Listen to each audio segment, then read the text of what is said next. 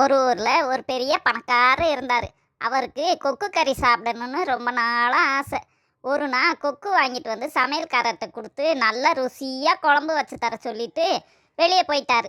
அந்த சமையல்காரரு குழம்பு வச்சு முடிச்சுட்டு எப்படி வந்திருக்கு ருசி பார்க்கலான்னு ஒரு துண்டு கறியை எடுத்து சாப்பிட்டு பார்க்க ரொம்ப டேஸ்டா இருந்ததுல ஒரு கால் முழுசையும் சாப்பிட்றாரு. முதலாளி வந்து சாப்பிட உட்காரும்போதே முதல்ல கறியை சாப்பிட்டவர் நல்லா ருசியா இருக்கு இந்த காலையும் வைக்க சொல்றாரு.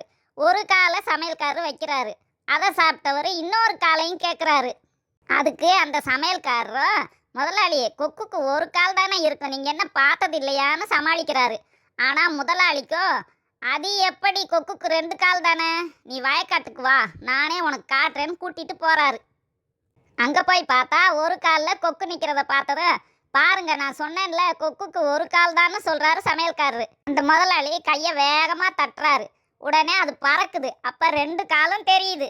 இப்ப என்ன சொல்றேன்னு கேட்குறாரு முதலாளி. முதலாளி இப்ப கையை தட்டின மாதிரியே சாப்பிடும் போதே நீங்க தட்டியிருந்தா ரெண்டு காலம் வந்திருக்குமேன்னு சமாளிச்சாரு பாருங்க அந்த சமையல்காரரு. முதலாளிக்கு தலையே சுத்தி போச்சு.